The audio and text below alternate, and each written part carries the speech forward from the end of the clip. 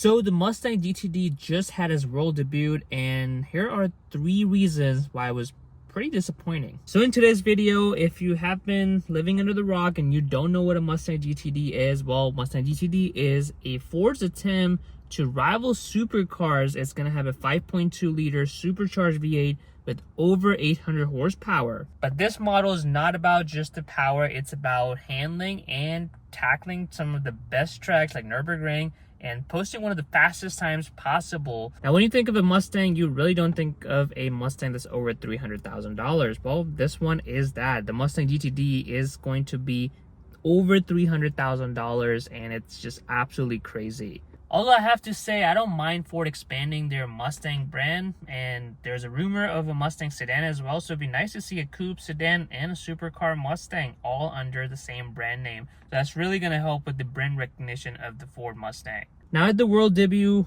Ford unveiled the Mustang GTD, and I'm here to discuss 3 things why I think the Mustang GTD is pretty disappointing from what we kind of expected. Now I do want to put a disclaimer that this is not about why it's not going to sell, because the thing is, it is going to be an extremely limited quantity, which means people who've got the money, clearly not myself, will pick it up. I think that they're saying it's going to be 1,400 units or so, so they're already going to be spoken for before even they hit the lot. So let's talk about the first thing, the reveal. We finally get a sneak peek of the interior, and I kid you not, this looks like straight up EcoBoost Mustang interior.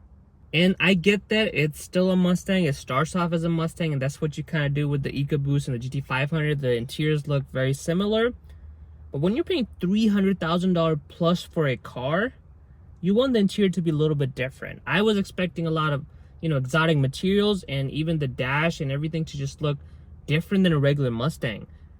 You sit in it, you look at the GTD interior, this is the same interior as you would find in a Mustang EcoBoost, Mustang GT, or the Mustang Dark Horse. This is pretty much identical to what you would find there. And that to me is absurd.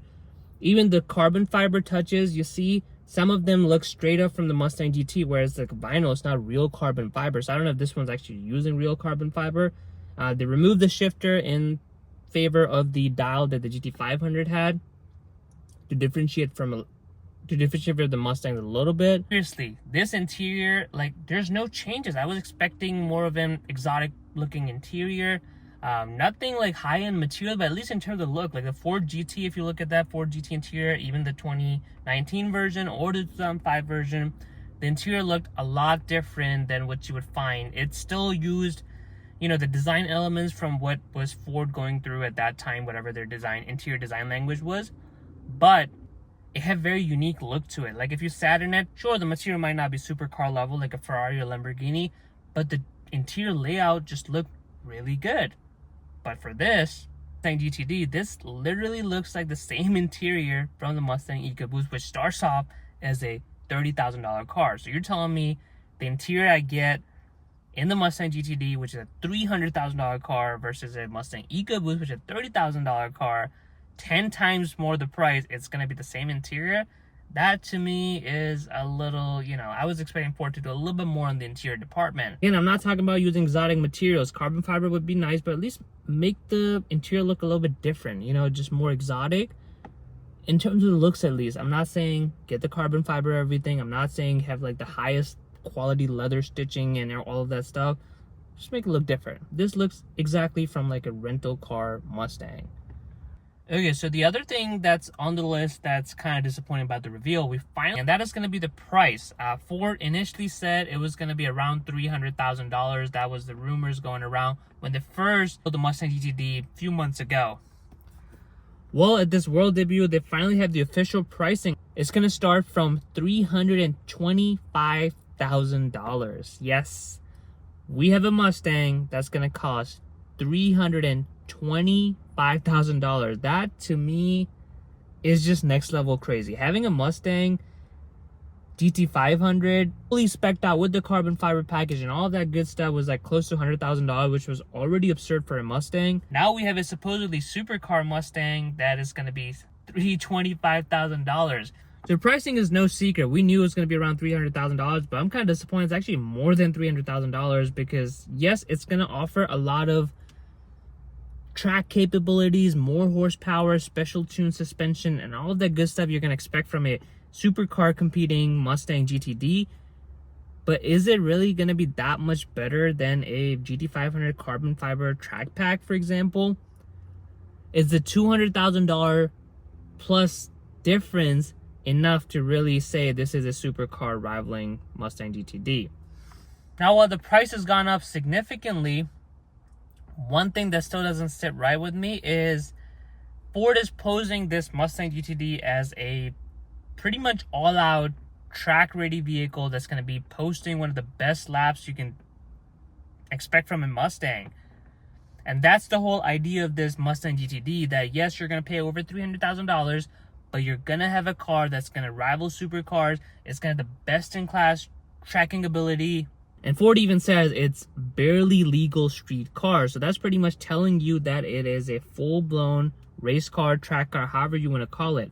But the funny part is, it's actually going to have an optional performance package. So performance packages are not new to Mustang. You have an EcoBoost performance pack, you have a GT performance pack, you've got the Dark Horse handling pack, even the GT500 had the handling pack. So that's nothing new. For buyers who want a little bit more performance out of their Mustang, they offer the performance pack. Those Mustangs are basically bare bones, like the GT or the Dark Horse. It's set up from the factory where it's pretty good, but if you want like the little extra kick, if you're gonna be taking your Mustang to the track, autocross, then you would offer those performance package or the track packs. This one is funny because you already have a Mustang that is fully spec'd out, fully, track ready vehicle for $325,000. You're telling me compared to a regular GT500, it's $225,000 more, and I'm comparing the most spec'd out GT500 with the carbon fiber track, handling pack, and all of that good stuff. You're telling me I'm paying $225,000 more, and I still need the performance pack on top of it to get the full performance out of this Mustang GTD supercar. That to me is absurd, because you're already paying significant markup over a regular Mustang GT or GT500, whatever that's going to come out for S650, for example, and you still have to get the performance pack to really get the numbers that Ford is going to be posting in terms of the Nürburgring and all of that stuff. If Ford is going to claim, I don't know, they're saying it's going to be under 7-second lap times. And they're also saying to be able to get that, you need a performance pack. So to be able to boast those numbers, you need to have the Mustang GTD with the performance pack. The $200,000 plus you're paying extra over the regular GT500 or anything like that is not going to get you the best time. There's still more to be had. Ford hasn't revealed the pricing of the performance pack, but to me, I think it's kind of crazy to have a performance pack on top of a Mustang GTD, which is supposedly the best Ford has yet to offer for the Mustang supercar. Yeah, guys, so here's why I personally think the GTD is really dropping the ball. I get it. It is a track focus car, and that's its own, that's the mission that it's going for. It's going to post the best numbers, but if you're going to post a car for $300,000, if I'm sitting in it, I'm not reminded of a $30,000 Mustang EcoBoost interior. Well, guys, I hope you enjoyed today's video. Comment below, let me know your thoughts. What are your thoughts in terms of the interior of the Mustang GTD? And subscribe to Red 50 for more videos.